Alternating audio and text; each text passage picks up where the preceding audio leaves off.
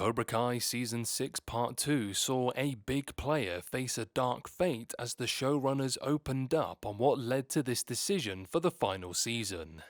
After finally arriving at the Seikai Taikai in Cobra Kai Season 6 Part 1, Part 2 saw Miyagi-Do go through some of their most demanding challenges both on and off the mat. However, while there have been serious moments in Cobra Kai's run, a death in Season 6 Episode 10 will forever be a game changer for the Netflix series. During an interview with Screen Rant, Cobra Kai showrunners Josh Heald, John Hurwitz and Hayden Schlossberg break down the shocking climax to the Season 6 Part 2 finale.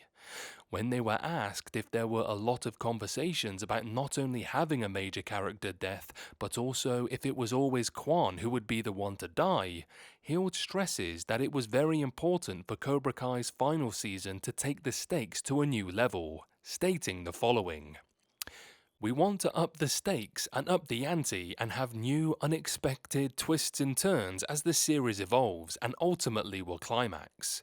It's the idea that anything can happen. There is a formula of how an episode of Cobra Kai generally plays out, or how a mid-season episode might crescendo, or how a finale might leave you with a big gut punch, or a big unexpected turn.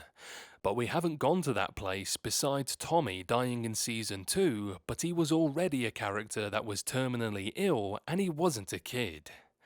Given that Quan's death was broadcast to the whole world, Screen Rant also asked the trio how the events of Cobra Kai Season 6 Episode 10 will now set things up for the final 5 episodes in Part 3. Given that a teenager died on live television, Schlossberg stresses that there will be repercussions as the world reacts to this crucial moment in karate's history, sharing the following: "That's something that we talked about in the room.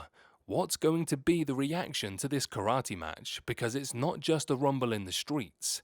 This is something that's televised. This is something that is being billed as a major sporting event. So you would imagine this would be on the news cycle afterward. You would imagine that people would be talking about it afterwards. Different ways that can reverberate and have an effect on the characters that exist in our world.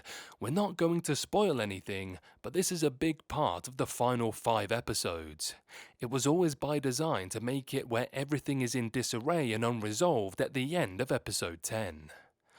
While there have been theories about Cobra Kai Season 6's Seikai Taikai storyline setting up a big death, it's clear from what Heald and Schlossberg said that this was a heavy conclusion that required a lot of groundwork due to the nature of the event.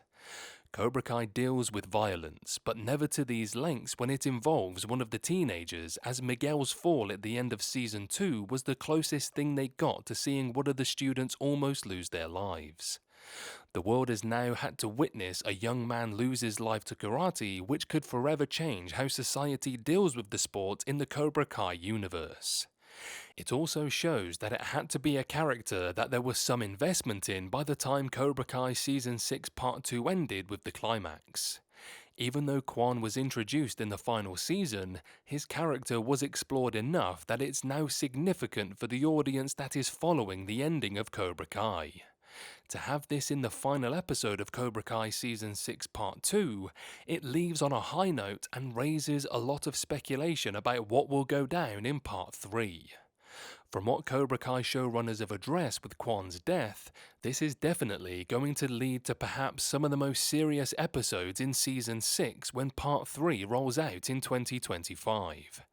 It's no longer only about the Seikai Taikai, but the state of karate and what has become of the sport, which will be a fascinating storyline to see explored in Cobra Kai Season 6. But for now, time will tell how far this will go when Cobra Kai Season 6 Part 3 is released next year.